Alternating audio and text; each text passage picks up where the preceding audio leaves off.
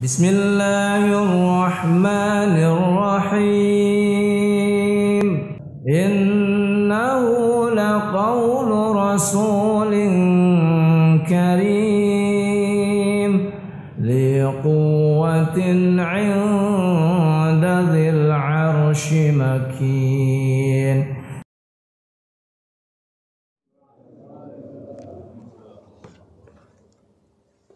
Innal hamdalillah nahmaduhu wa nasta'inuhu wa nastaghfiruh wa na'udzu billahi min shururi anfusina wa min sayyiati a'malina may yahdihillahu fala mudilla lahu wa may yudlil fala hadiyalah wa asyhadu an la ilaha illallah wahdahu la syarika lah wa asyhadu anna muhammadan abduhu wa rasuluhu la nabiyya ba'dah.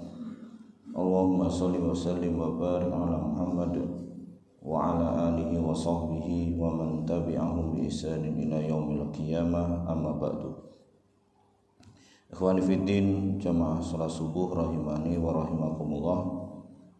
Kita lanjutkan kembali kajian kita, masih berkaitan dengan kitab tauhid yang disusun oleh Syekh Muhammad At-Tamimi rahimahullahu taala dengan syarah Al-Qaulul Mufid dari Syekh Al-Utsaimin rahimahullahu ta'ala. Masih mempelajari hal yang berkaitan dengan masalah sihir, yaitu hadis yang berkaitan dengan 7 dosa besar yang membinasakan. Pada pertemuan sebelumnya kita sampai pada pembahasan tentang dosa besar yang ketiga, yaitu membunuh jiwa yang diharamkan oleh Allah Ta'ala. Kemudian kita lanjutkan dengan masalah aklu riba, yaitu makan harta riba. Jadi riba termasuk satu dari 7 dosa besar yang membinasakan berdasarkan hadis yang mulia ini, di mana riba itu secara bahasa artinya az-ziyadah, yaitu tambahan. Jadi riba itu secara bahasa artinya tambahan. Dan riba ada 2, yaitu riba al-fadl dan riba an-nasi'ah. Riba al-fadl, riba an-nasi'ah. Ya, riba al-fadl itu adalah apabila ada tambahan atau selisih di dalam satu akad berkaitan dengan 2 benda yang harusnya sama. Sedangkan nasi'ah adalah mengakhirkan atau menunda di dalam satu akad antara 2 benda yang harusnya ada ketika akad. Itu namanya an-nasi'ah. Contoh ribal fadl itu adalah misalnya menukar uang dengan uang. Itu tidak boleh ada kelebihan, jumlahnya harus sama. Misalnya rupiah dengan rupiah, walaupun salah satunya lama, salah satunya baru. Jadi tukar uang receh ketika mau lebaran, terus ada selisihnya, itu termasuk riba, ya. Karena antara uang dengan uang itu adalah satu jenis, di mana di situ harus harus sama jumlahnya. Selain harus sama jumlahnya, juga harus taqabud, yaitu dua-duanya ada. Tidak boleh salah satunya ada, yang satunya lagi belum ada, menyusul misalnya, itu nggak boleh. Ya, jadi kalau jumlahnya beda, padahal antara rupiah dengan rupiah, kemudian satunya ada, satunya nggak ada, berarti di situ terjadi 2 riba, riba al-fadl dan riba an-nasi'ah. Kemudian contoh yang riba an-nasi'ah saja misalnya, riba karena penundaan. Misalnya seperti tadi, menukar uang dengan uang jumlahnya sama, tapi kemudian yang satunya ada dan satunya belum ada. Itu riba an-nasi'ah. Baik. Adapun hadis yang berkaitan dengan pengharaman ya riba dan jenis-jenis barang yang di situ terdapat unsur riba adalah Rasulullah Shallallahu Alaihi Wasallam bersabda, "Az-zahabu bil-zahabi, wal fiddatu bil fiddati, wal burru bil burri, wat tamru bit tamri, was sya'iru bis syairi, wal milhu bil milhi." Emas dengan emas, perak dengan perak, tepung gandum dengan tepung gandum, korma dengan korma, tepung syair atau jawawut dengan tepung syair, garam dengan garam. Nah, ini adalah 6 benda yang berlaku di situ riba berdasarkan hadis Nabi Shallallahu Alaihi Wasallam, yaitu emas, perak, kemudian gandum, kemudian korma, kemudian tepung jawawut, dan milh yaitu garam. Ini berdasarkan hadis ini dan berdasarkan ijma' kesepakatan ulama. Ya. Di mana dalam hadis yang mulia ini benda-benda ini dibagi menjadi 2. Yang pertama yang sama jenisnya, emas dengan emas itu sama jenis, perak dengan perak itu juga sama jenisnya, gandum dengan gandum, korma dengan korma, syair dengan syair, garam dengan garam itu sama jenis. Yang kedua, beda jenis tapi masih memiliki tujuan yang sama, ilah atau sebab yang sama. Misalnya apa? Emas dengan perak. Emas dengan perak ini jenisnya beda tentu kan, tapi dia memiliki ilah yang sama, memiliki maksud dan tujuan yang sama. Kenapa? Karena dua-duanya sama-sama sebagai alat tukar yang ada nilainya. Kemudian gandum dengan syair atau jawawut ini memiliki jenis yang berbeda. Gandum adalah tepung yang lebih mahal dari syair, tetapi ilah atau tujuan dan maksudnya sama, yaitu sebagai makanan pokok yang disimpan. Jadi sesuatu yang makanan pokok yang disimpan artinya bertahan lama. Demikian juga mungkin tamr, korma juga sama, dia sebagai makanan pokok dan juga disimpan. Sedangkan garam itu dia tujuan dan maksudnya adalah untuk pelengkap makanan pokok, makanya dimasukkan dalam hadis ini. Walaupun garam bukan makanan pokok kan, tetapi yang namanya gandum ya itu nggak bisa sempurna atau tidak bisa bertahan lama kecuali dengan garam, maka dimasukkanlah garam ini dalam hadis ini, yaitu yang mengandung unsur riba. Baik. Jadi apabila jenisnya beda, silahkan jual beli dengan jumlah yang berbeda. Misalnya emas dengan perak, jenisnya beda, silahkan mau menjual emas dengan perak itu dengan jumlah yang berbeda silahkan. Misalnya emasnya 1 gram, peraknya sekian puluh gram, silahkan, nggak ada masalah. Jadi nggak harus sama. Tetapi karena emas dan perak itu memiliki ilah yang sama, tujuan yang sama, maka harus taqabud. Ya, harus taqabud artinya harus kontan. Dua-duanya ada di dalam majelis akad jual beli. Kenapa? Karena dua-duanya memiliki ilah tujuan yang sama, yaitu sebagai alat tukar. Sehingga tidak boleh menukarkan perak dengan emas, jumlahnya beda, terus kemudian yang satunya ada, yang satunya belum ada. Dua-duanya harus ada di majelis. Baik. Sebagaimana Nabi Shallallahu Alaihi Wasallam bersabda, fa idza ikhtalafat hadhil asnaf, apabila benda-benda ini jenisnya berbeda-beda, fabi'u kaifa syi'tum, jualah sesuai dengan keinginan kalian.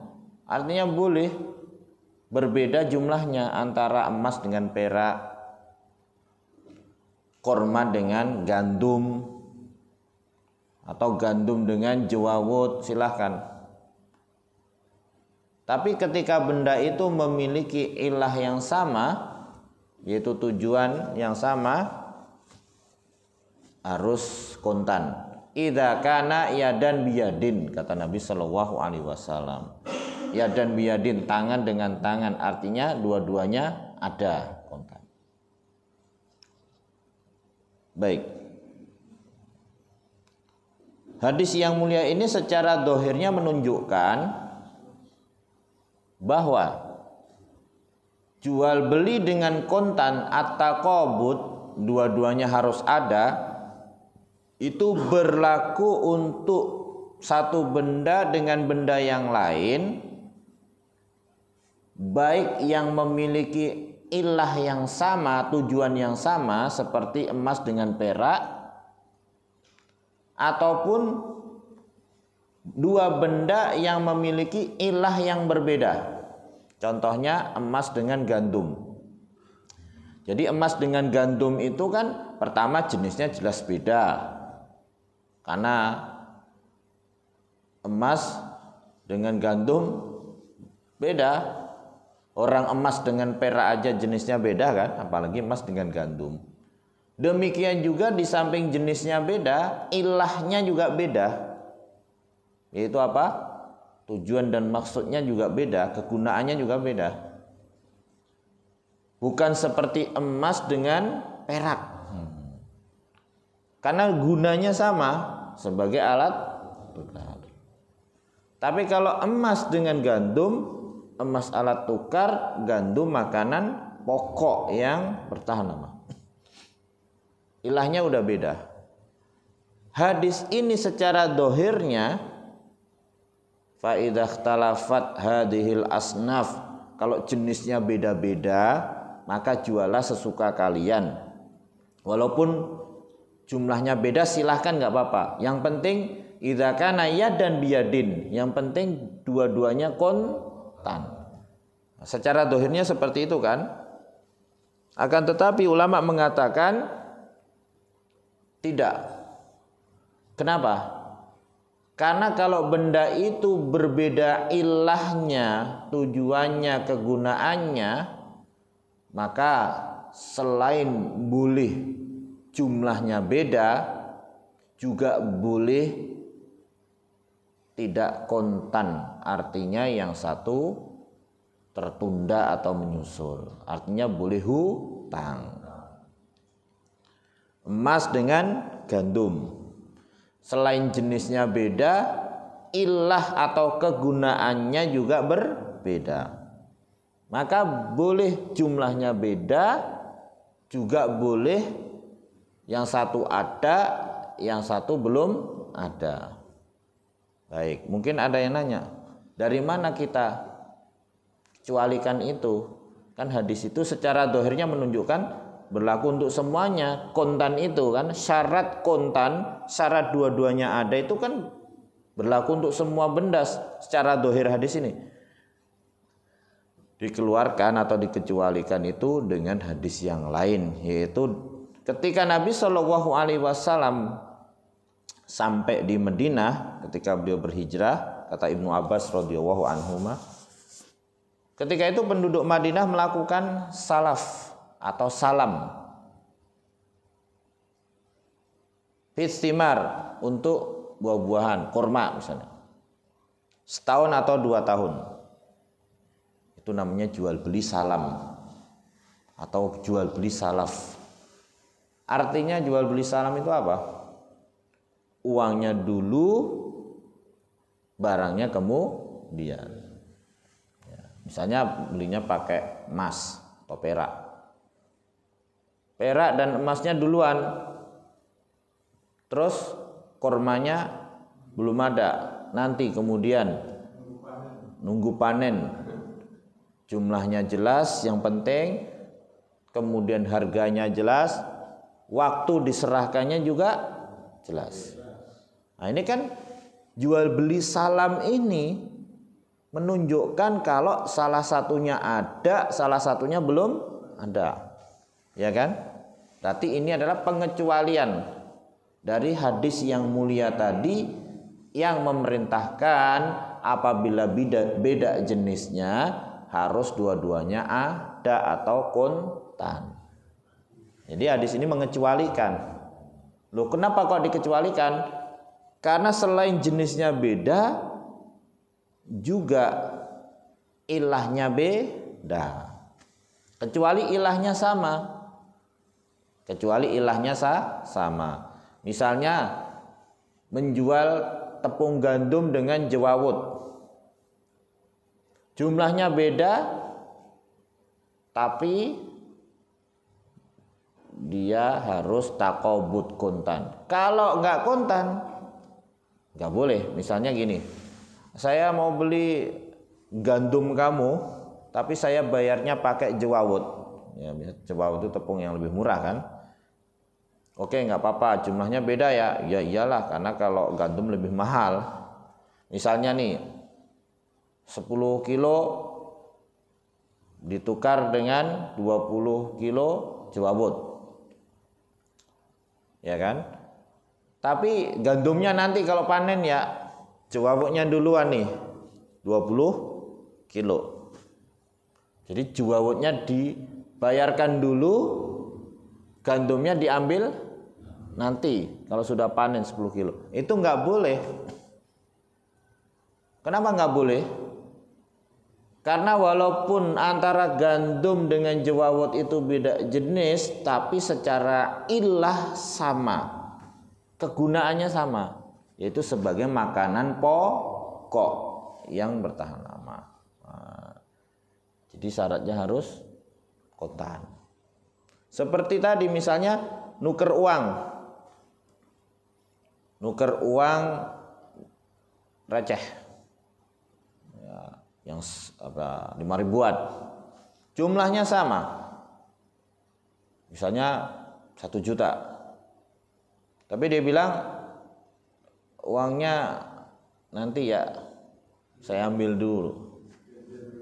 Nah, nggak boleh, harus kontan. Tapi kalau kita kan misalnya nih, tolong tukerin ke bank, nitip, kan uang kita dulu kan. Beda itu nggak apa-apa. Kenapa? Karena orang yang kita suruh itu sebagai wakil kita. Jadi yang tukar menukar itu dia dengan banknya. Paham? Itu nggak apa-apa. Kan ketika dia bawa uang kita ke bank kan, uang diserahkan, langsung dari bank itu ngasih uang yang kecil, yang receh tadi. Kecuali banknya bilang gini, dah uang kamu saya simpan dulu, ya saya terima dulu, nanti uang recehnya besok kesini lagi. Nggak boleh. Nah, kalau orang tadi itu karena kita titipin, paham? Nah, seperti itu. Jadi hadis berkaitan dengan jual beli salam ini mengecualikan apabila selain jenisnya beda, ilah atau kegunaannya beda, maka jumlahnya boleh beda dan juga boleh menunda salah satunya. Jadi enggak harus taqabud. Kemudian berikutnya, di dalam hadis yang mulia ini yang mengandung unsur riba ada 6 benda. Emas, perak, gandum, kurma, jawawut, dan garam. Apakah berlaku riba juga untuk benda-benda yang lain yang tidak disebutkan dalam hadis yang mulia ini? Kalau dalam hadis ini kan hanya 6. Kalau benda lain gimana? Berlaku riba enggak? Seperti misalnya uang kertas sekarang. Tadi kan yang disebutin hanya apa? Emas dan perak. Terus beras. Kan yang disebutin hanya apa? Gandum. Terus jagung. Sebagian ulama, yaitu ulama ad-dhahiriyah. Ad-dhahiriyah ini mereka tidak menggunakan kias. Jadi ulama ad-dhahiriyah itu tidak memakai kias mereka biasanya. Ibnu Hazm ad-Dhahiri misalnya, Dawud ad-Dhahiri. Masuk ulama salaf. Mereka tidak mengakui kias. Ya. Jadi mereka itu mengambil hadis itu secara dohirnya.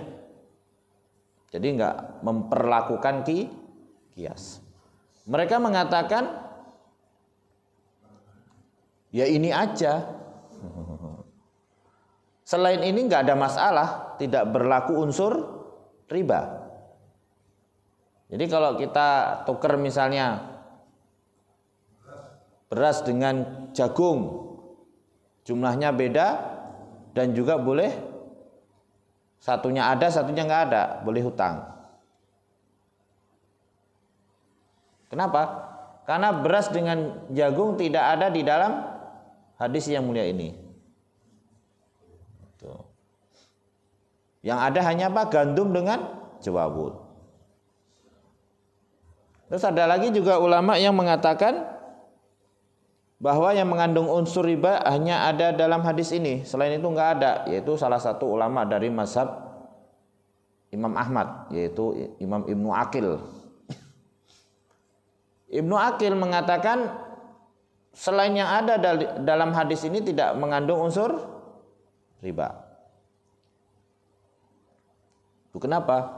Bukan karena tidak mengakui kias, tapi karena ulama berbeda pendapat mengenai ilah atau sebab atau kegunaan dari benda-benda yang mengandung riba ini. Kenapa gitu loh. Jadi kenapa benda-benda ini mengandung riba dalam hadis ini, kenapa mengandung riba? Mereka berbeda pendapat. Misalnya emas dan perak itu kenapa mengandung riba? Ya bisa saja karena barang mewah. Bisa juga karena alat tukar. Ya kan? Kalau hanya sekedar alat tukar, berarti perhiasan nggak masuk dong, boleh riba. Karena kan walaupun perhiasan itu dari emas dan perak, tapi kan dia bukan sebagai alat tukar kan? Nah, seperti itu. Jadi karena terjadi perbedaan ilah, kenapa benda-benda yang 6 ini mengandung unsur riba, maka Al-Imam Ibnu Aqil rahimahullah mengatakan, ya sudah, karena terjadi perbedaan kita kembali ke pokoknya aja, yaitu apa? Yang mengandung unsur riba ya yang ada dalam hadis ini saja. Jadi bukan berarti beliau tidak mengakui adanya kias. Tapi mayoritas ulama mengatakan bahwa selain benda ini ada benda-benda yang lain juga yang mengandung riba, asalkan memiliki jenis dan ilah yang sama. Nah, jadi para ulama, yang mayoritas ulama ya, memperlakukan kias. Walaupun tidak disebutkan dalam hadis ini, tapi ketika benda itu memiliki ilah yang sama, maka mengandung unsur riba. Berarti beras juga mengandung unsur riba. Iya. Kenapa? Karena beras itu sama dengan gandum, persamaannya apa? Dari kegunaannya sebagai makanan pokok dengan apa? Selain sebagai makanan pokok, benda yang bertahan lah, bukan hanya bertahan lamanya ya, karena dia makanan pokok dan bertahan lama yang disimpan. Berarti kalau beras juga mengandung unsur riba, kita nggak boleh menukar beras yang murah dengan beras yang mahal dengan jumlah yang berbeda. Nggak boleh misalnya beras apa? Basmati ya. Paling mahal basmati kan? Beras merah ya. Basmati misalnya 5 kilo ditukar dengan beras raskin. Ya sekaligus yang paling mahal sama yang paling murah lah. 10 kilo nggak boleh. Loh kan yang satu mahal yang satu murah. Tetap aja nggak boleh karena sama-sama beras. Jenisnya sama-sama beras walaupun namanya beda. Terus gimana? Ya harus sama. 5 kilo. Rugi dong. Kalau nggak mau rugi, raskinnya dijual dulu pakai uang. Setelah dapat uang, beli beras basmati walaupun dapatnya lebih sedikit ya. Karena kalau harus sama, yang punya beras basmati nggak mau kan? Masa 5 kilo beras basmati jual ditukar dengan raskin 5 kilo juga, nggak mau kan? Jadi harus jual dulu. Selain tidak boleh beda jumlahnya, juga tidak boleh salah satunya utang. Saya jual ya beras raskin saya 10 kilo dengan basmati 10 kilo. Ya udah nggak apa-apa, tapi basmatinya ntar ya. Atau basmatinya sekarang, ntar raskinnya ntar ya, nggak boleh. Dua-duanya harus ada dalam majelis akad jual beli. Kenapa? Karena antara beras ini dan beras ini itu dia apa? Jenisnya sama. Kalau jenisnya sama, harus memenuhi 2 syarat tadi. Jumlahnya sama dan harus takobut, dua-duanya ada. Tapi kalau jenisnya beda, tapi ilahnya sama, harus takobut, dua-duanya ada. Misalnya tukar beras dengan jagung. Jumlahnya boleh beda? Boleh. Kenapa? Sama dengan emas dengan perak, boleh beda. Ya kan? Misalnya berasnya 10 kilo, jagungnya 20 kilo misalnya. Murah mana sih? Murahan jagung apa beras? Beras ya. Oh, berarti ya jagungnya 10 kilo, berasnya 15 kilo misalnya. Ya, mahalan jagung. Ya, taruhlah gitu. Sebenarnya sih ini karena yang penting kesepakatan, Pak ya. Kesepakatan. Jadi jumlahnya beda. Tapi karena antara beras dengan jagung itu memiliki ilah yang sama, kegunaan yang sama, sama-sama sebagai makanan pokok yang bertahan lama, maka harus takobut. Berasnya ada, jagungnya juga harus ada ketika itu. Enggak boleh salah satunya ada, salah satunya enggak ada. Apalagi dua-duanya enggak ada, enggak boleh lagi.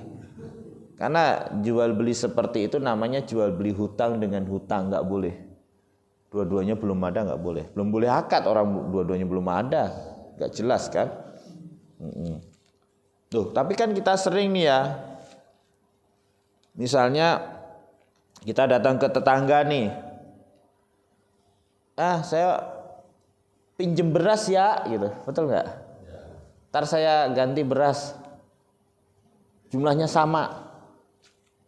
Berarti kan berasnya yang satu udah ada, beras kita belum kan? Belum ada kan? Hutang kan? Itu boleh nggak sih? Tadi kan syaratnya dua-duanya harus ada. Apalagi sama-sama beras, jumlahnya harus sama. Itu gimana? Sering nggak terjadi seperti itu? Iya kan? Boleh itu. Loh kok boleh? Itu bukan termasuk bab jual beli, tapi hutang. Hutang beras. Kayak kita hutang uang, hutang uang ya 10.000. Berarti kan kita harus ngembaliin berapa? Sama kan? Tapi yang satu sekarang kita ambil, yang punya kita nanti. Nah, itu enggak termasuk jual beli, tapi termasuk dain, hutang. Itu enggak apa-apa. Niatnya beda kan? Betul enggak sih? Niatnya beda. Itu enggak mengapa. Jadi bedakan antara utang piutang dengan jual beli. Kayak kita misalnya nih, utang emas, ngembaliinnya harus emas. Misalnya utang emas 10 gram buat kawin. Nah. Loh, kenapa kau ngutanginya emas? Karena yang ngutangin tahu untuk tar bayarnya pasti lama, kalau pakai duit nanti nilainya turun. Ya enggak sih? Makanya dia utanginya, ini saya utangin emas ya, ini bentuk emas loh, bukan ngasihnya duit, enggak boleh. Enggak boleh misalnya, ya saya ngutangin emas tapi saya kasih bentuk uang tapi nilai emas sekarang, ya enggak boleh. Ya harus dikasih emas. Ya kan? Terus nanti ngembaliinnya yo emas sesuai dengan nilainya. 10 gram emas minjemnya kan, nanti ngembalikannya 10 gram emas. Sebenarnya itu tidak disebut minjem, tapi ngutang. Nih. Kalau minjem itu barangnya tetap utuh. Itu dalam bahasa Arab gitu. Misalnya minjemin HP, ntar balik ya HP ini aja. Masuk HP ini dipinjemin, ntar baliknya HP yang lebih mahal kan? Enggak juga. Itu namanya kalau minjem itu barangnya tetap yang dikembalikan sama. Kalau begitu tuh namanya utang. Kalau bahasa kita memang minjem ya, sebenarnya itu utang gitu loh. Utangin emas, bukan minjem emas ya, minjem duit enggak, utang duit. Nah, jadi emas yang satunya udah ada kan diambil. Tapi emasnya dia nanti kan dibayar. Itu boleh satunya ada, satunya enggak ada. Itu termasuk bukan dalam bab jual beli, tapi apa? Hutang piutang. Beda. Hutang piutang itu beda, ya kan? Kemudian ketika ngembaliin, tadi kan utangnya emas berapa? 10 gram kan? Terus ketika ngembaliin gimana? Ya harus emas 10 gram. Tapi boleh nggak dengan uang senilai emas 10 gram ketika dia ngembaliin? Boleh kata ulama. Yang nggak boleh pas ngasihnya itu. Nanti gini, ngasihnya ini senilai emas 10 gram ya? Ya. Ngasih. Pas besoknya pas bayar, ini senilai emas 10 gram ya? Ya. Ternyata terjadi perbedaan jumlah. Dulu emas mungkin masih murah, 10 gram misalnya 10 juta misalnya taruh kan. Kemudian setelah sekarang 20 juta. Dulu ngasihnya 10 juta uang, sekarang dia ngembalinya 20 juta. Nggak boleh, itu riba. Itu namanya apa namanya? Celah atau tipu daya untuk masuk ke dalam riba. Nggak boleh. Karena yang diserahkan awal apa? Uang. Cuma dia bilang nilai emas ya gitu. Terus yang dibayarkan uang senilai emas yang sama ya, itu riba. Ya bisa aja orang larinya ke situ kan biar nggak dianggap riba kan.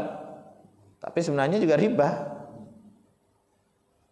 Tapi kalau ngasihnya emas, terus pas ngembaliinnya apa? Uang senilai emas itu, bagian ulama masih membolehkan, nggak apa-apa.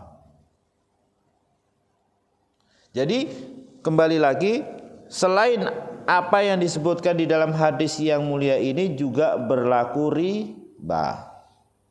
Itu yang sahih. Dan gandum itu ilahnya adalah suatu makanan yang ditakar, kemudian yang disimpan lama. Maka setiap makanan pokok yang ditakar dan disimpan lama itu juga berlaku riba, seperti beras, jagung, dan sebagainya.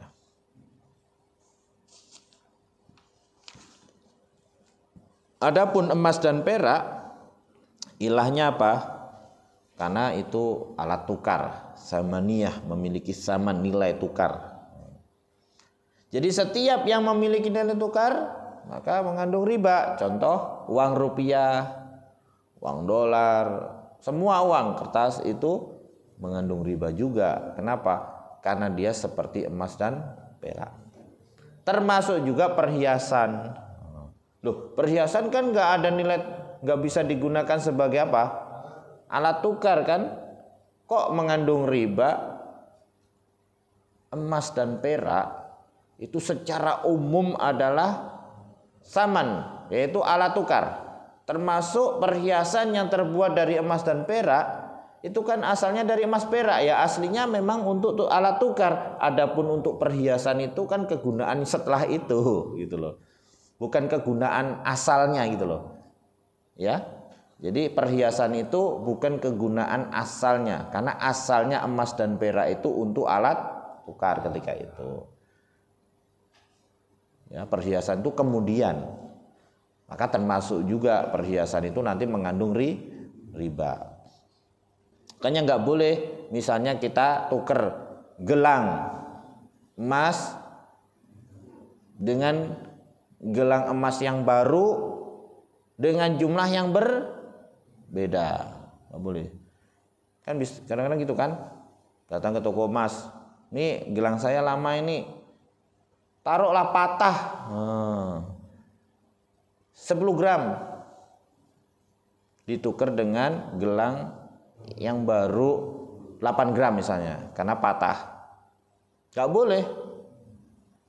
Kenapa? Karena dua-duanya sama-sama emas. Tapi kan yang satu patah, yang satu enggak. Yang satu lama, yang satu baru. Walaupun jumlahnya harus sama. Selain jumlahnya harus sama, harus takobut. Harus dua-duanya ada. Demikian juga misalnya jual beli online. Jual beli online emas dan perak ya, bukan barang lain. Emas dan perak. Misalnya beli emas online, itu nggak boleh. Kenapa nggak boleh? Karena jual beli emas online itu uangnya duluan, emasnya nanti baru dikirim. Nggak boleh. Kenapa? Karena antara emas dan uang itu walaupun beda jenis tapi memiliki ilah yang sama, kegunaan yang sama sebagai alat tukar. Tapi kan emasnya perhiasan. Sekali lagi perhiasan itu kegunaan kemudian, aslinya dia adalah emas sebagai alat tukar gitu. Jadi nggak boleh. Terus gimana caranya di toko emas tadi supaya dia bisa beli emas yang baru yang nggak patah? Jual dulu. Jual dulu. Nih emasnya dijual nih. Bos, saya jual emasnya 10 gram. Patah ini berapa nilainya? Oh, nilainya enggak seperti emas 10 gram yang baru. Karena udah patah. Ya udah enggak apa-apa. Berapa uangnya? Terima uangnya. Harus diterima. Jangan kemudian uangnya belum diterima. Kayak anggaplah tukar tambah gitu ya. Enggak boleh. Uangnya diminta dulu. Ya enggak harus cash, transfer boleh. Sebenarnya transfer itu termasuk cash sih ya. Itu termasuk cash. Ya uangnya saya transfer ya langsung masuk kan. Itu termasuk takobut sama itu. Setelah uangnya diterima baik secara cash ataupun transfer, yang penting enggak dianggap utang ya. Kita beli. Akad berikutnya, yaudah saya sekarang beli emas yang 10 gram ini yang bagus.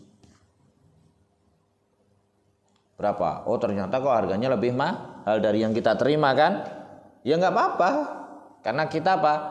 Jual beli antara uang dengan emas, jumlahnya beda. Kenapa? Karena jenisnya beda. Tapi tetap syarat yang kedua harus terpenuhi. Idza kana yadan biyadin. Ketika itu duitnya kita kasihkan, emasnya kita ambil. Uangnya bisa langsung kita kasih cash atau bisa langsung kita transfer balik ke dia dengan jumlah yang lebih banyak dari yang kita terima tadi. Nggak apa-apa, caranya begitu. Jadi seperti dulu kan Nabi SAW pernah mendapatkan kurma, apa itu kurma yang mahal ya. Beliau heran, loh kok dapat kurma ini dari mana? Oh tadi kami nuker kurma kami yang kurang bagus sekian apa kilo misalnya. Dengan kurma ini yang jumlahnya lebih sedikit. Wah riba itu kata Nabi SAW marah. Itu adalah ainur riba. Loh kan yang satu bagus yang satu nggak bagus. Kenapa nggak boleh beda jumlahnya? Nggak boleh karena kurma dengan kurma apapun itu satu jenis. Terus gimana ya Rasulullah caranya? Nabi SAW memberikan solusi. Jual dulu kurma kita yang nggak bagus. Setelah dapat duit kita belikan kurma yang bagus tadi. Walaupun dapat kurmanya jumlahnya lebih sedikit. Nah itu caranya. Tapi jual belinya harus benar-benar jual beli. Jangan hanya ya anggap kamu punya duit 10 juta ya habis jual emas yang patah tadi, gelang yang patah tadi, tapi duitnya saya simpen dulu. Ya kan? Terus kamu akad dengan saya beli emas yang baru tadi. Berarti kamu harus nambahin. Sama saja. Dia ngasih emas yang patah sama nambahin uang. Itu berarti riba. Loh tapi kan tambahannya uang bukan emas. Ya sama aja. Karena keuntungan itu nggak mesti harus dalam bentuk sama. Ya, kelebihan tuh nggak mesti kelebihan nggak mesti harus dalam bentuk emas yang sama uang. Itu riba. Nah, itu berkaitan dengan riba ya.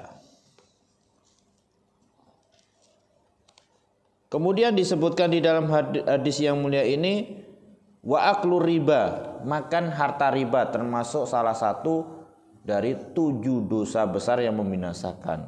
Oh berarti yang termasuk dosa cuman makan dong.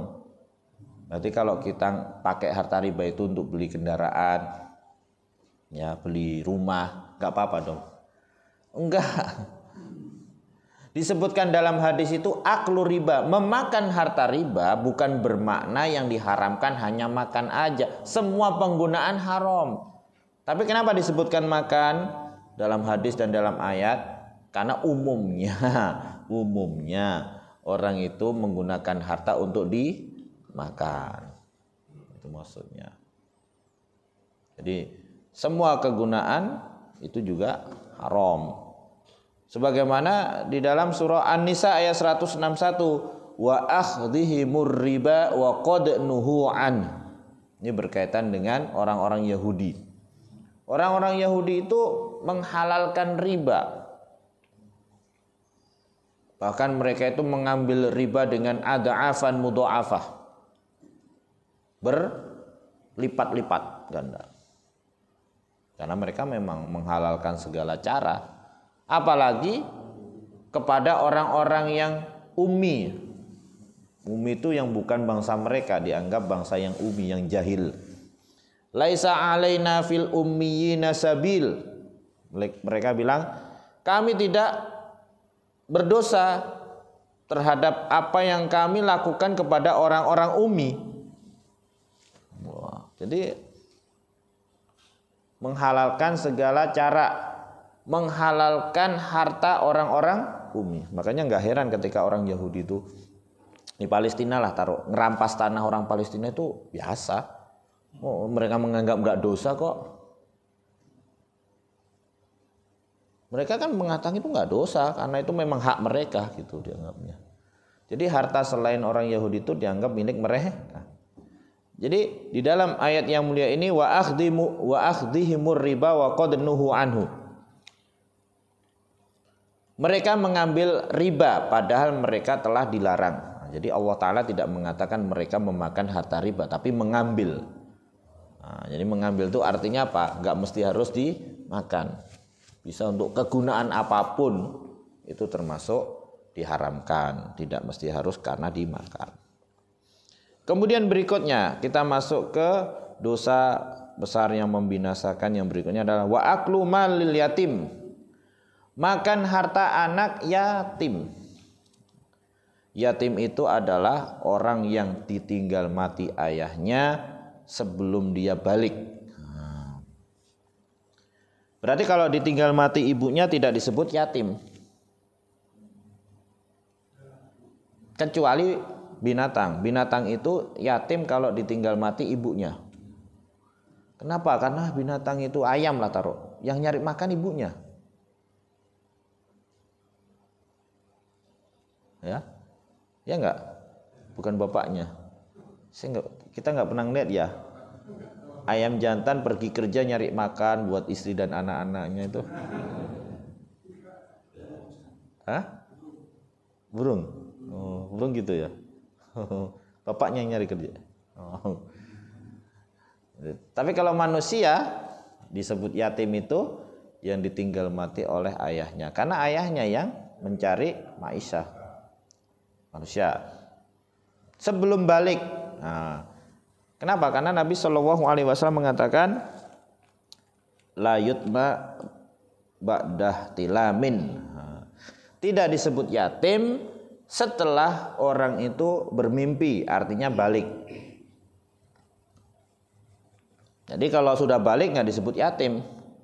Makanya kurang tepat kalau kita misalnya mengadakan santunan anak yatim. Yang datang kok anak SMA, orang yang udah kuliah, tinggi-tinggi, gede-gede lagi. Itu nggak tepat itu. Mungkin datanya data 10 tahun yang lalu, nggak diupdate.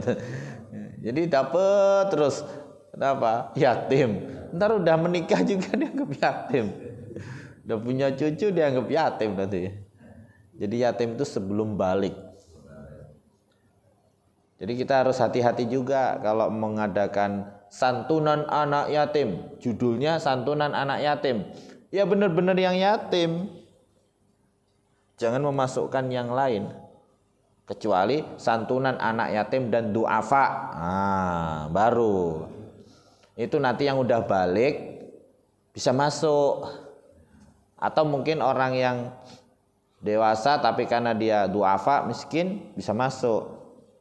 Tapi kalau judulnya santunan anak yatim, ya harus benar-benar anak yatim yang dikasih. Yang masih kecil-kecil sebelum balik dia, yang meninggal ayahnya. Masa santunan anak yatim yang nganterin bapaknya? Kenapa? Ibunya meninggal. Ya enggak masuk itu. Makanya data itu harus terus diupdate. Enggak boleh karena kita ini amanah ya. Dan orang yang mendapatkan amanah itu harus menunaikan sesuai dengan yang diamanahkan. Makanya dalam hadis kan Nabi SAW bersabda, al-khazinul amin alladhi yunfiku wa rubbama yakul yu'ti ma umira bihi, ya kan, kamilan muwaffaron thayyiban nafsuhu ilal ladzi umira bihi ahadul mutasaddiqain. Al-khazin, khazin itu bisa dikatakan bendahara atau orang yang diamanahi. Al-amin yang amanah, yang memberikan atau menginfakkan apa yang diperintahkan kamilan, sempurna, muwafaron, sesuai dengan jumlahnya, thayyiban nafsuhu, dengan hati yang ridho. Kepada orang yang diamanahkan, dia termasuk salah satu dari dua orang yang bersedekah. Artinya apa? Walaupun dia hanya dititipin amanah, dia dapat pahala sedekah seperti orang yang sedekah. Tuh. Padahal bukan harta dia kan, cuman dititipin, dapat pahala sedekah juga, masya Allah, enak kan? Kita nggak punya apa-apa, dapat pahala sedekah. Caranya gimana? Amanah. Ini uang buat siapa? Anak yatim. Ya udah cari yang bener-bener anak yatim. Jangan sampai udah balik kasih. Karena amanahnya apa? Anak yatim.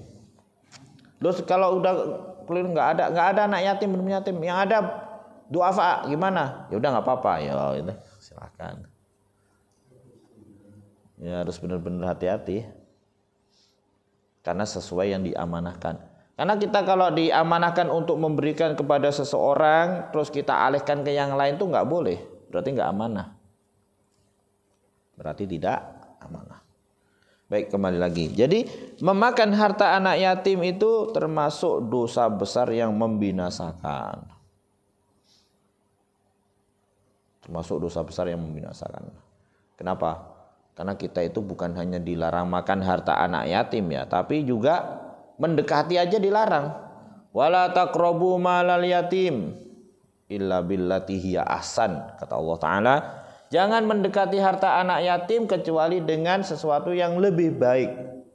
Sesuatu yang lebih baik itu adalah yang jelas ada keuntungannya. Kalau ada kerugiannya, nggak ada keuntungannya, nggak boleh. Jangankan ada kerugian, yang nggak ada keuntungan, tapi juga nggak rugi aja nggak boleh. Contoh nih, harta anak yatim kita pinjem, nggak boleh. Tapi kan nggak rugi, ya tapi kan nggak ada keuntungannya, nggak boleh. Kalau jelas ada keuntungannya, boleh. Misalnya kita puter dagang yang sudah ada jaminan keuntungannya. Loh, berarti namanya dagang kan pasti ada ruginya. Artinya jangan dagang yang masih belum jelas. Yang kemungkinan besar untung baru boleh. Itu makna illa billati hiya ahsan, kata ulama. Jadi kalau untuk yang ada kerugiannya atau nggak ada ruginya tapi nggak ada untungnya, nggak boleh. Dan tidak boleh mendekati harta anak yatim ini bukan hanya berlaku untuk orang lain, walinya juga. Bahkan ibunya juga. Ketika suaminya meninggal, kan tinggalkan harta oleh suaminya kan. Dan harta itu untuk anak-anaknya kan. Sedangkan ibunya hanya dapat berapa? 1/8. Ya kan?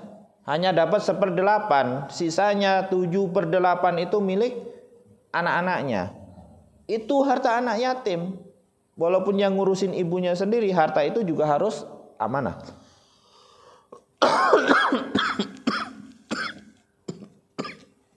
Tidak boleh kemudian dihambur-hamburkan. Tapi kan dipakai untuk membesarkan anak itu. Iya. Caranya juga harus bijak. Misalnya kan kalau ibunya kaya, lebih bagusnya adalah mengasuhnya dengan uang ibunya. Uang anak yatim disimpan, nanti kalau udah dewasa diserahkan, kan gitu ceritanya kan. Jadi menyerahkannya ketika sudah dewasa, dia sudah rusyd. Udah rasyidun namanya, udah bisa menggunakan uang dengan bijak. Kalau belum ditahan dulu oleh walinya kan gitu. Dan di situ walinya adalah ibunya kan yang menahan uang. Tapi kalau ibunya nggak mampu, tadi kan kalau ibunya kaya punya pekerjaan, kalau ibunya nggak mampu, nah, boleh dia makan untuk dirinya dengan hartanya sendiri, untuk anak yatim yaitu anak-anak suaminya tadi dengan harta peninggalan ayahnya. Tinggal dicatat aja, ya kan? Misalnya rumah satu udah dijual buat kebutuhan makan, sekolah, sebagainya, misalnya kan, dicatatlah. Tapi kalau ibunya memang nggak punya duit sendiri untuk dia sendiri makan, gimana? Boleh memakan harta anak yatim itu dengan niat pinjem dulu atau anggaplah upah. Nah, upah karena dia ngurusin harta anak yatim. Harta peninggalan suaminya untuk anak-anaknya. Gak apa-apa. Jadi walaupun itu ibunya sendiri juga berlaku aturan itu. Nggak boleh lantas kemudian mentang-mentang anaknya masih pada kecil, harta suaminya banyak dia habis-habisin. Buat nikah lagi misalnya. Nggak boleh juga. Harta peninggalan suaminya yang untuk anak yatim dibuat sama dia nikah lagi sama suami yang lain. Nggak boleh. Dulu ada wanita salafus soleh, ceritanya lagi bikin adonan tepung. Ditinggal pergi suaminya kan, suaminya lagi pergi lah. Bikin tepung buat makan, buat roti. Dia dengar berita suaminya meninggal. Terkejut lah. Langsung tangannya itu diangkat dari tepung itu. Bukan karena ya tentu sedih ya. Pastilah suaminya meninggal kan. Tapi yang membuat dia terkejut itu apa? Diangkat tangannya dari tepung itu karena harta yang sedang dibikin ini bukan lagi milik ini tapi milik anak yatim. Sampai segitunya. Padahal itu cuma tepung. Udah gitu tepung ini kan hak dia ketika suaminya masih hidup, dia dapat nafkah kan. Tapi ketika suaminya meninggal, waduh, ini sudah harta suaminya, di situ ada terkait harta anak yatim. Dia takut kalau memakan harta anak yatim, padahal dia itu istrinya, ibunya. Sampai segitunya. Nah, kalau zaman sekarang kan mentang-mentang mohon maaf ibunya sendiri terus nggak berhati-hati, nggak boleh. Harus berhati-hati juga. Mentang-mentang itu suaminya, itu kan harta suami saya sendiri. Ya ilah. Nggak boleh begitu, itu hak kita cuman 1/8. Ya kan? Hak istrinya itu cuma 1/8. Selebihnya 7/8 itu hak anak-anak yatim. Tetap harus dijaga oleh ibunya. Jadi itu. Jadi untuk orang tuanya sendiri saja berlaku aturan itu, tidak boleh memakan harta anak yatim. Apalagi orang lain. Apalagi banyak oknum ya kan mengelola panti asuhan anak yatim tapi tidak amanah ya. Harta donasi untuk anak yatim itu dikasih hanya sedikit anak yatimnya, bahkan nggak layak. Selebihnya untuk memperkaya diri. Wah, itu dosanya benar-benar berat di sisi Allah Ta'ala. Memakan harta anak yatim. Tapi kan dia perlu gaji karena ngelola. Ya sewajarnya lah kalau memang perlu gaji. Ya kan? Kan dia tersita waktunya kan untuk mengelola panti asuhan itu. Dia juga perlu gaji. Ya sewajarnya. Bukan berarti terus dia ngambil sesukanya. Sedangkan yang dikasih ke anak yatim hanya sedikit. Berat karena mengelola donasi seperti itu berat. Apalagi kalau sebenarnya nggak ada anak yatim, anaknya udah gede-gede. Ya, panti asuhan itu anaknya udah pada balik. Balik itu kalau SMP udah balik loh itu. 14 tahunan udah balik. Nggak ada satupun yang yatim yang masih kecil. Masih aja nyari donasi dengan judul santunan anak yatim. Naudzubillah. Nggak boleh itu. Mungkin nggak paham kali ya. Dipikirnya ya udah selagi dia belum kawin berarti anak yatim. Mungkin dia nggak tahu ada hadis tidak ada yatim setelah mimpi, artinya setelah balik. Ya makanya sering kita kalau ngasih santunan itu, aduh yang datang kok lebih gede dari kita, udah kuliah lah. Itu harus dikasih pengertian. Ya. Enggak boleh dengan macam-macam dengan hukum syar'i. Ya. Baik, memakan harta anak yatim. Orang yang memakan harta anak yatim itu seolah-olah dia memakan di dalam perutnya itu api neraka. Jadi memasukkan dalam perutnya api neraka.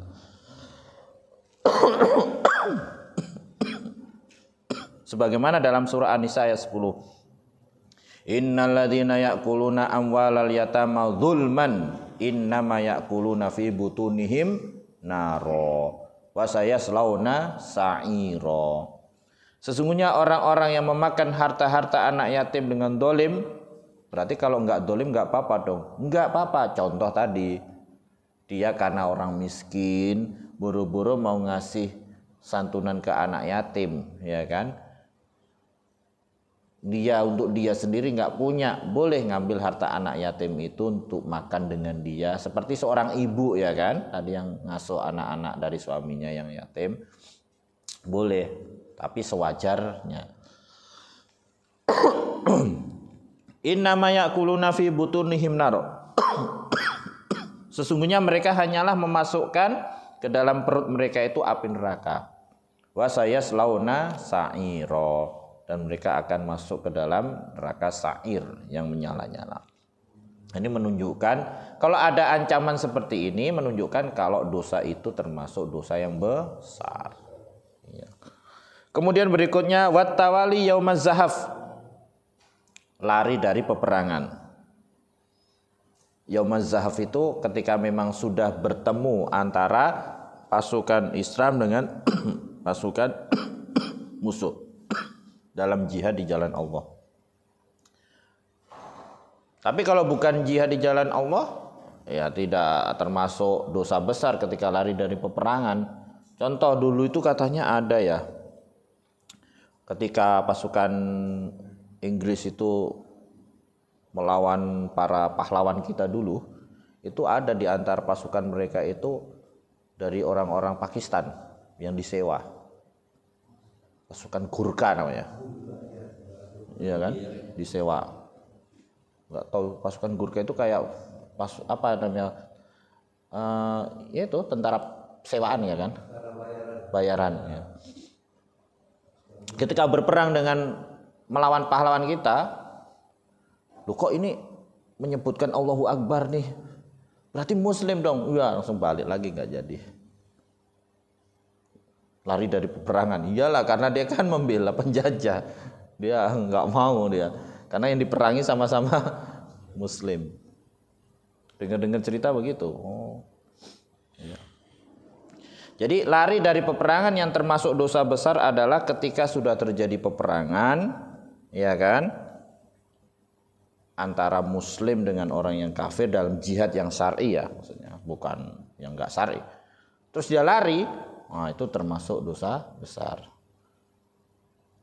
Wa may yuwallihim yauma idzin duburahu illa mutaharrifan liqitalin aw mutahayyizan ila fi'atin faqad ba'a bi ghadabin minallah wa ma'wahu jahannam bi'sal masir.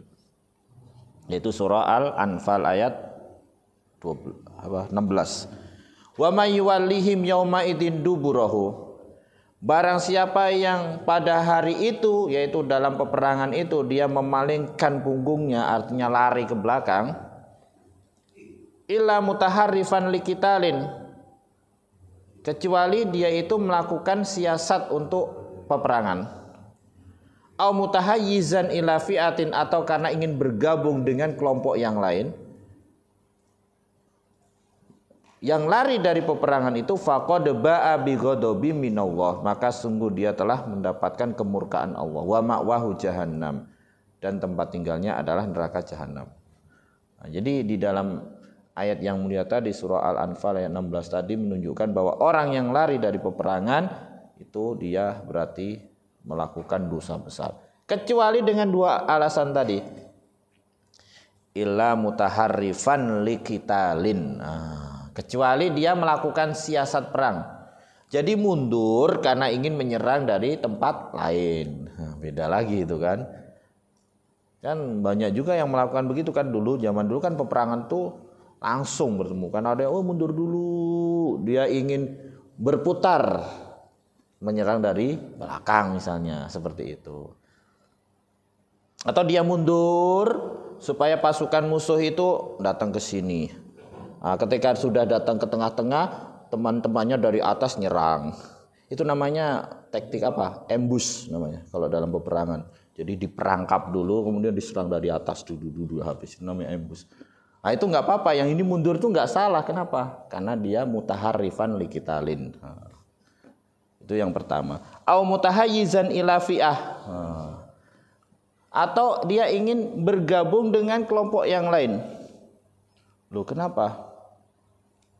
Karena dia mundur, karena ada kelompok lain yang mungkin juga sama-sama terkepung. Dia ingin bergabung dengan kelompok ini untuk memperkuat. Nggak apa-apa.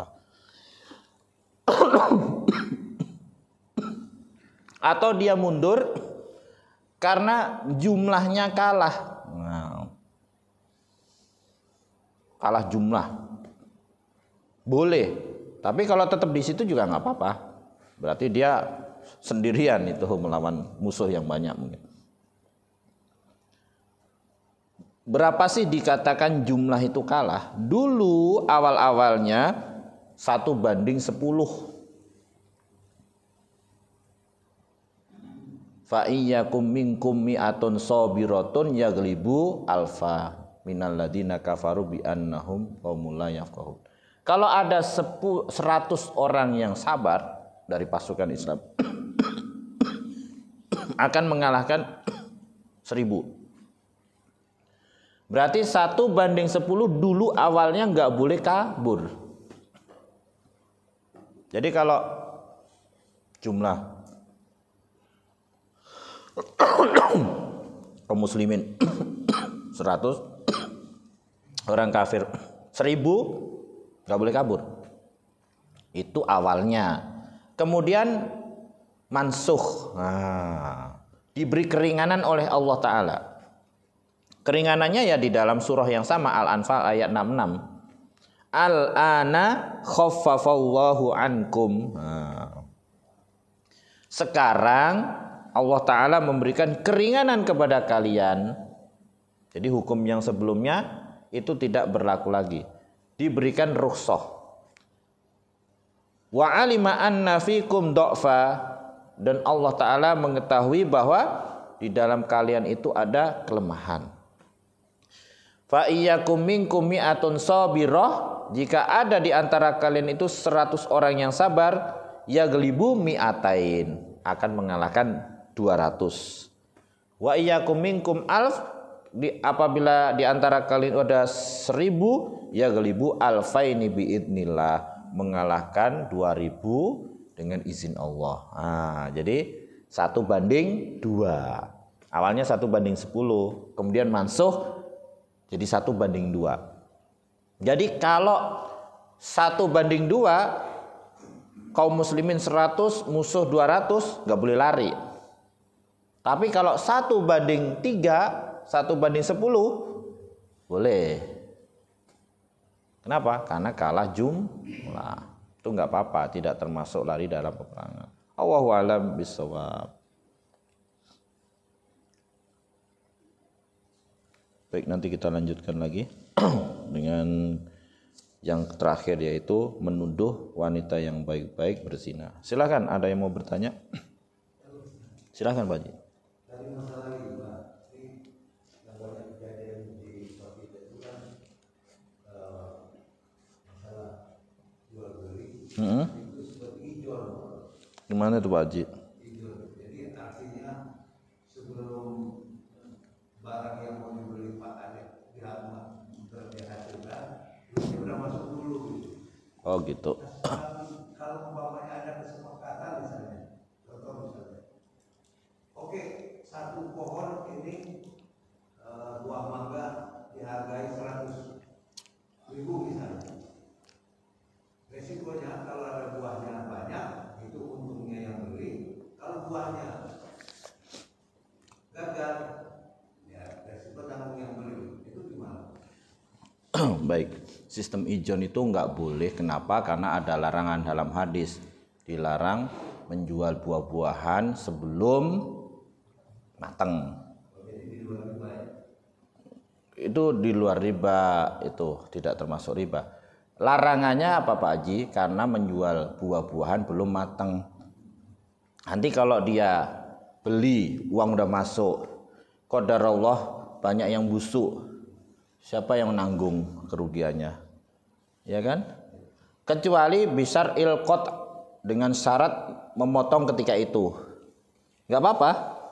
Contohnya beli mangga, kan kadang-kadang kan langsung dipotong kan, walaupun belum mateng kan, itu nggak apa-apa kalau udah dipotong, udah diambil sama yang beli, udah tanggung jawab yang beli sendiri kan. Nah, yang nggak boleh adalah beli belum mateng, masih keras, nunggu sampai nanti mateng baru diambil, itu nggak boleh.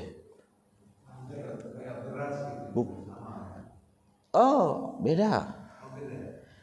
Kalau itu masuk jual beli salam, tadi kan di zaman Nabi Shallallahu Alaihi Wasallam ada jual beli salam kan, uang duluan masuk, barangnya nanti. Dulu mereka menjual kurma itu dengan salam, uangnya dulu, kurmanya nanti. Bedanya apa itu dengan salam kalau ijun itu? Kalau jual beli salam itu jumlahnya jelas, waktu diserahkannya juga jelas. Artinya nanti seandainya kebun dia nggak berbuah bagus, dia tetap harus nyerahin kurma walaupun beli dari tempat yang lain. Yang penting speknya sama, itu nggak ada masalah. Tapi kalau yang kayak gitu tadi kan, itu kan ya udah, yang dibeli itu yaitu mangga yang ada di pohon, beras yang di sawah itu, bukan yang lain. Jadi kalau seandainya gagal, rugi yang beli, ya kan? Misalnya beras di ijon kan, ternyata kena hama atau banjir, misalnya nggak jadi panen, yang rugi yang sudah bayar, iya kan? Karena dia udah bayar, nah, itu makanya dilarang bukan karena riba, tapi karena akad yang mengandung unsur gharar, spekulasi. Itu Pak Haji. Ada lagi silakan.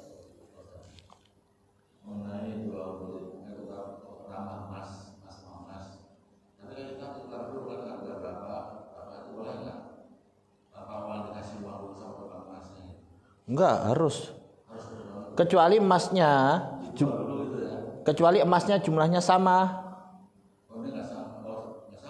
Karena yang satu lama, yang satu baru kan, harus dijual dulu dengan uang. Enggak boleh kalau jumlahnya beda, itu langsung ditukar enggak boleh. Itu ribanya ribal fadl nanti. Misalnya, saya bawa emas ke toko emas. Ini ada emas 10 gram. Saya mau tuker yang baru. Dapatnya berapa ini? Oh, ini dapatnya cuma 8 gram misalnya kan. Itu nggak boleh. Yang satu baru, yang satu lama, tetap jumlahnya harus sama. 10 gram tukar 10 gram. Rugi dong tokonya. Nah, kalau nggak mau rugi, caranya emas yang lama itu kita jual dulu sama dia atau ke orang lain terserah. Dapat uang, diambil uangnya. Tidak boleh hanya berarti tukar tambah ya, itu nggak boleh. Itu yang sering terjadi kan, tukar tambah langsung kan, nggak boleh. Anggaplah kita kemudian nambahin uang langsung kan, uang kita itu masih di dia, nggak boleh, nggak boleh. Jadi uangnya harus kita terima dulu. Berarti jangan tukar tambah, jual aja dulu. Ya, kalau jual kan, oh dia pikir udah berarti duitnya harus diserahin kan. Udah kita ambil duitnya. Setelah itu saya tertarik dengan emas yang 10 gram kayak tadi yang bagus, yang baru. Oh ini berapa harganya? Sekian. Ternyata lebih mahal kan pasti kan. Ya sudah, kita bayarkan uang itu tadi tambah dengan yang lain. Jadi nggak boleh langsung, itu nggak boleh. Nanti itu bisa jadi celah untuk masuk ke riba.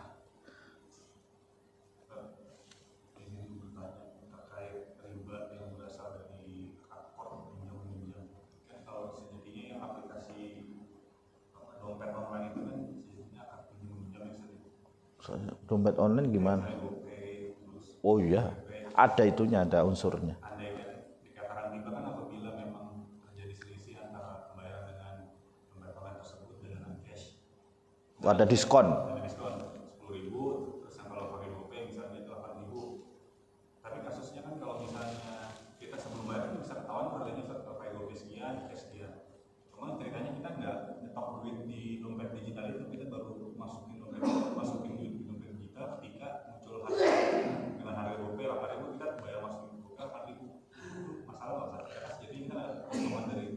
sebenarnya diskon dari jual beli itu aslinya nggak apa-apa. Boleh nggak sih diskon? Boleh aja, ya kan?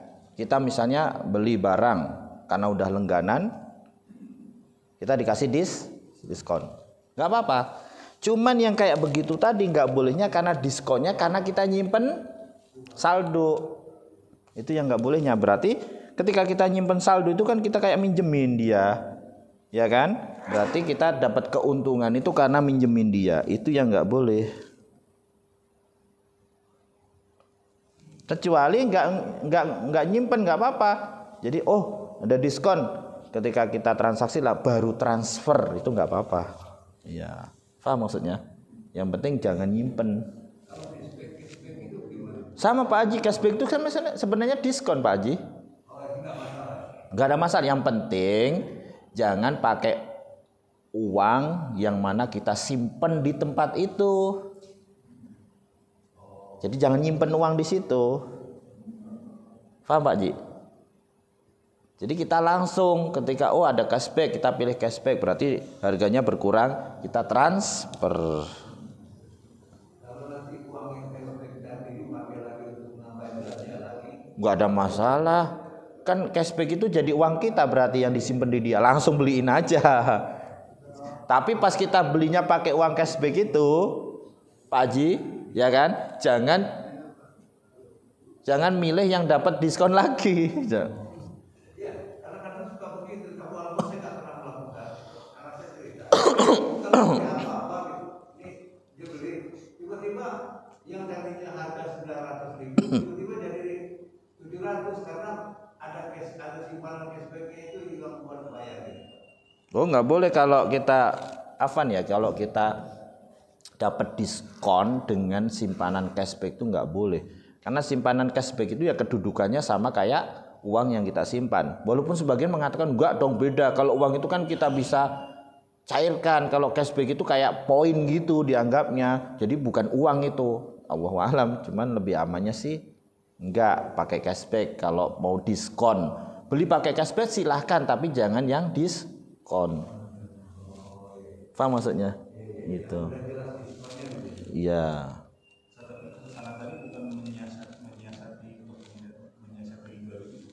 Menyiasati riba gimana? Nakalin gitu. Enggak lah. Itu bukan ngakalin riba. Karena kan orang jual beli aslinya dapat diskon kan boleh. Kan aslinya kan bendanya itu kan beda. Uang sama barang kan. Kecuali yang dibeli itu emas, perak gak boleh. Nih, benda yang beda, uang dengan barang. Boleh nggak jumlahnya beda? Misalnya antum beli taruh HP lah di internet. HP-nya satu, uangnya juga nggak mungkin satu lah ya kan? Pasti berapa juta kan sesuai nilai. Boleh beda nggak? Yang jual boleh nggak ngasih? Nggak, saya jualnya nggak 1 juta, 500.000 aja. Saya kasih diskon 500.000. Boleh nggak sih? Boleh, nggak apa-apa. Ya kan? Asalkan kita tidak dalam rangka kita masih punya simpenan di situ, nggak ada masalah. Itu nggak ada ngakalin riba, karena kan aslinya jual beli itu boleh, dengan diskon juga boleh. Apakah itu tidak termasuk gini jual beli dengan 2 harga? Ya kan? Nabi Shallallahu Alaihi Wasallam melarang 2 jual beli dalam 1 jual beli. Itu penafsiran ulama beda-beda. Sebagian ada yang menafsirkan diskon itu termasuk. Contoh, kalau beli 1 sekian, 1 juta. Kalau beli 2, 800.000 misalnya kan. Beli 3, 700. Beli sekian ini lama-lama gratis nanti. Beli banyak. Enggak juga kan, enggak mungkin. Jadi intinya itu termasuk larangan dalam hadis yang mulia tadi. Tapi kalau sebagian ulama yang lain mengatakan seperti Syekh Utsaimin mengatakan enggak, diskon itu tidak termasuk. Karena kita jelas akadnya yang mana gitu. Akadnya saya beli 2, saya beli 3, saya beli 4, jelas. Walaupun harganya beda-beda, enggak ada masalah.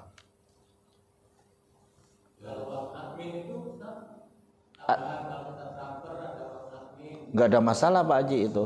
Ulama memfatwakan enggak ada masalah. Iya. Karena itu jelas-jelas admin, dan admin itu kan jumlahnya biasa sama kan? Iya, biaya admin misalnya orang transfer 100.000 sama 1M misalnya, taruhlah. Kan sama-sama segitu juga kan? Kalau bisa kan, tapi nggak bisa lah Bang, transfer sampai 1M, rugi dia. Ini dulu. Dia tertarik yang masa yatim tadi. Ketika zaman salaf dulu, yang orang itu kemudian dengar suaminya meninggal. Jadi apakah suami meninggal itu seluruh harta yang ada di tempat istrinya itu hak anak yatim maksudnya tadi? Nih, walaupun tidak semuanya harta. Saya gini, anak yatim anaknya apa anak yatim secara umum orang-orang yatim gitu?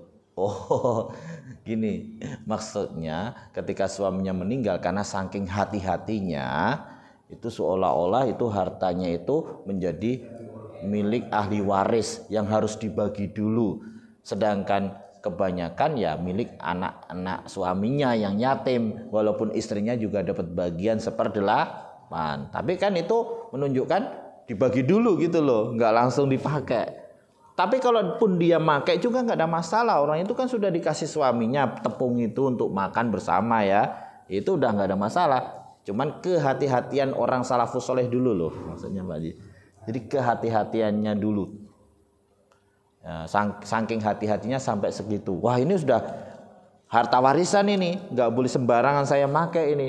Karena apa? Bagian saya hanya 1/8. Padahal kalau harta kita umumnya apa? Uang, rumah, ya kan, tabungan, perhiasan. Kalau kayak pakaian itu kan siapa aja mau pakai silahkan gitu kan. Tapi kalau dulu enggak, makanan itu juga nilai, ada nilainya. Pakaian juga ada nilainya dulu, karena pakaian mahal dulu kan. Kita biasanya kalau bagi warisan, termasuk pakaian enggak? Enggak. Pakaian itu silahkan aja, siapa yang mau pakai dikasih ya kan gitu. Paling dibagi apa? Uang, rumah dan sebagainya. Padahal aslinya juga termasuk. Ya cuman karena orang udah memudah-mudahkan sih ya, udah nggak ada masalah sih. Itu maksudnya gitu. Jadi kehati-hatian mereka. Ya silakan.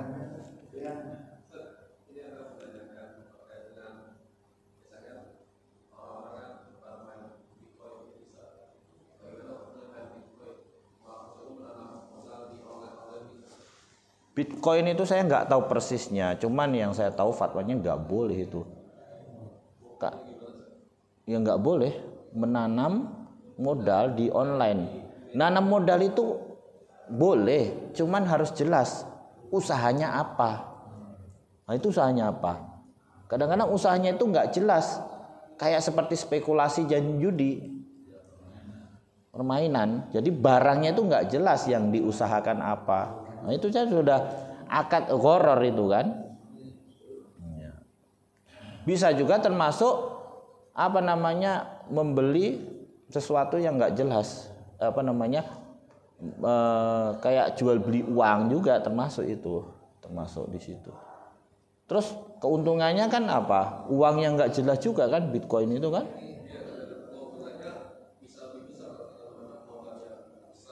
Nih gini loh kaidahnya. Ini sebenarnya bentuk sederhananya seperti ini. Orang nyimpen duit di saya dengan niat nanam saham. Padahal saya nggak punya usaha yang jelas. Ya kan? Saya kasih keuntungan langsung. Dari mana saya ngasih keuntungan dia? Dari orang yang setor berikutnya. Ya kan? Terus saya ngasih keuntungan kepada orang yang setor berikutnya. Dari mana saya dapat yang berikutnya lagi? Ya kan? Karena nggak ada usaha.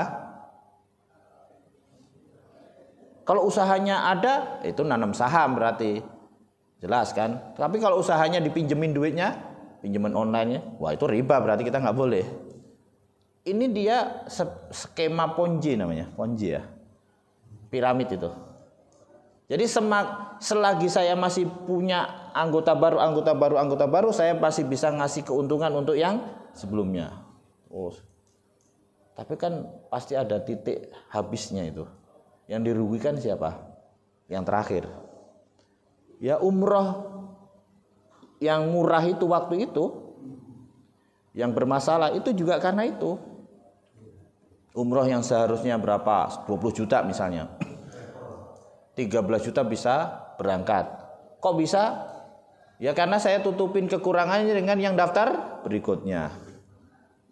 Terus yang daftar berikutnya bisa berangkat dari mana kekurangannya? Dari yang berikutnya lagi. Terus selagi masih ada terus masih bisa. Tapi yang namanya itu pasti ada titik habisnya. Yang rugi yang mana? Yang terakhir. Ya. Semakin cepat habis semakin cepat ruginya yang terakhir itu. Iya. Enggak mungkin. Kenapa? Karena enggak masuk akal. Seperti itu juga, ya siapa yang mau nanam uang di tempat saya kasih keuntungan. Ini 100, keuntungannya saya kasih langsung nih 120. 20.000 dari mana nih? Dari yang setelahnya nanti nanam terus. Itu kan nggak jelas itu, nggak boleh. Allahu a'lam bishawab.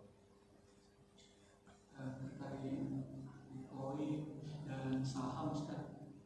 Teman saya ada bermain mata uang Ustaz. Jadi dia kayak menunggu dolar naik terus nanti tuker. Dapat keuntungan dari pas lagi naik gitu Ustaz. Tapi uangnya di dia kan? Forex gitu. Oh nggak boleh. Kecuali gini loh, saya beli dolar banyak-banyak, uang dolar itu ada di saya karena murah kan. Ketika mahal saya jual, nggak ada masalah. Walaupun sebagian melarang, itu namanya spekulasi itu. Karena bisa saja gara-gara kita borong jadi naik, menimbun, itu nggak boleh.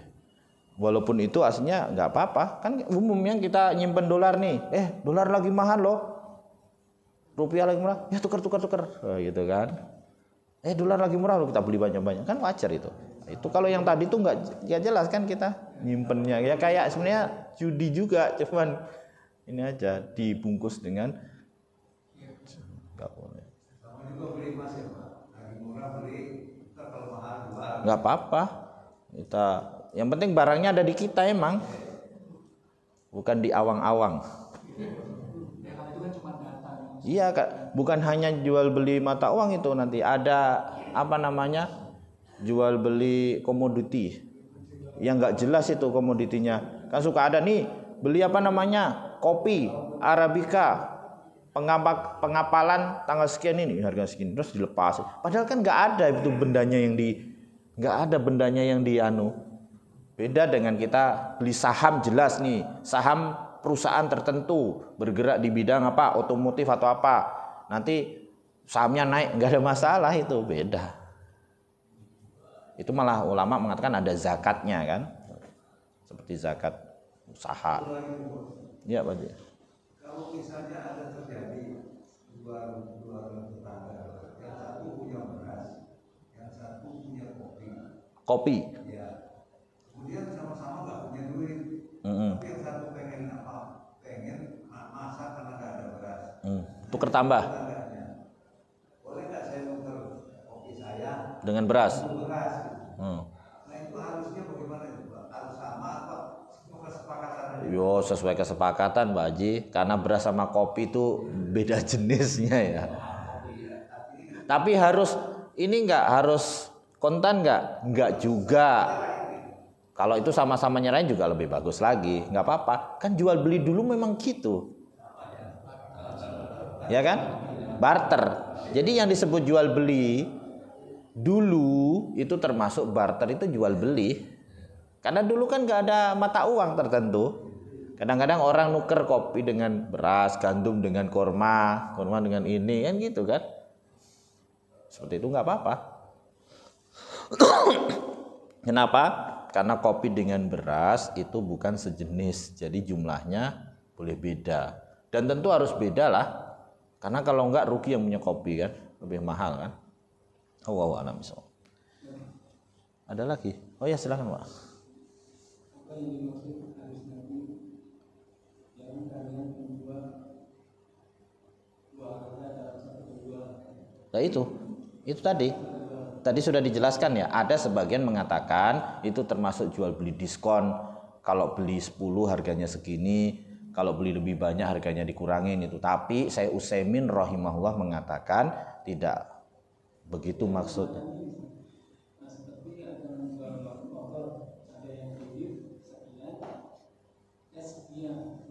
Iya, makanya tadi itu enggak termasuk dalam hadis itu kata Syekh Utsaimin, asalkan dia milih akadnya yang jelas, cash atau kredit. Ya, karena jual beli kredit itu aslinya boleh nggak sih? Boleh. Kredit kan utang boleh. Orang jual beli utang aja boleh. Dalam artian jual beli utang gini loh. Nih saya beli beras ya berapa? 10.000. Saya ambil berasnya dulu. 10.000-nya kapan? Bulan depan saya bayar. Nggak apa-apa kan? Apalagi ini dicicil. Nggak apa-apa, lebih nggak apa-apa lagi. Iya kan? Harganya beda. Nggak ada masalah. Yang penting dia milih akad yang jelas. Jangan sampai dia milih awalnya akad berapa ini? Motor misalnya 8 juta kan. Tapi ketika dia belum mampu bayar langsung ternyata kan, ini aja lah. Karena belum mampu saya rubah akad yang kredit tadi. Berarti harganya dinaikin ya. Ya, itu termasuk hadis tadi, nggak boleh. Paham maksudnya? Ya. Tapi kalau di awal beli cash 8 juta, ya sudah harus dibayar. Terus kalau dia nggak bisa bayar ketika itu juga, ditunda bayarnya, tetap harga segitu, nggak boleh dinaikin. Karena keterlambatan terus kemudian dinaikin itu adalah riba nasi'ah. Itu. Paham maksudnya? Makanya kalau begitu dibatalin, udah kalau gitu batalin jual belinya, dimasukin lagi akad baru jual beli kredit. Nah, dia mau harga yang mahal silahkan. Ya silahkan. Konteksnya yang dari peperangan untuk era sekarang ini seperti apa? Lari dari peperangan untuk zaman sekarang itu memang susah juga ya, karena peperangan di zaman sekarang itu enggak berhadapan-hadapan seperti dulu ya. Enggak, maksudnya peperangan yang syar'i pun kalau seandainya ada ya yang benar-benar syar'i, yang jihad syar'i itu jarang seperti zaman dulu yang berhadapan-hadapan gitu ya. Karena bisa saja orang dari satu kota ke kota yang lain meluncurkan roket misalnya kan. Itu gimana ya kalau kita ngelihat larinya itu? Ya larinya mungkin dia berhenti perang padahal dia mampu gitu misalnya. Itu bisa dianggap seperti itu. Karena kalau dulu kan berhadapan-hadapan, kemudian ketika dia membelakangi terus kabur itu disebutlah lari. Itu bedanya gitu. Tapi bisa aja orang sekarang dia berhenti, kenapa? Karena amunisinya habis. Kita nggak tahu kan? Wallahu a'lam bishawab. Karena perang itu mahal. Baik, kita cukupkan Bapak-bapak sampai di sini karena waktunya sudah ini. Kurang lebihnya mohon maaf. Allahumma alimna ma yanfa'una wanfa'na bima 'allamtana wa zidna ilma. Subhanakallahumma wa bihamdika asyhadu an la ilaha illa anta astaghfiruka wa atubu ilaik. Assalamualaikum warahmatullahi wabarakatuh.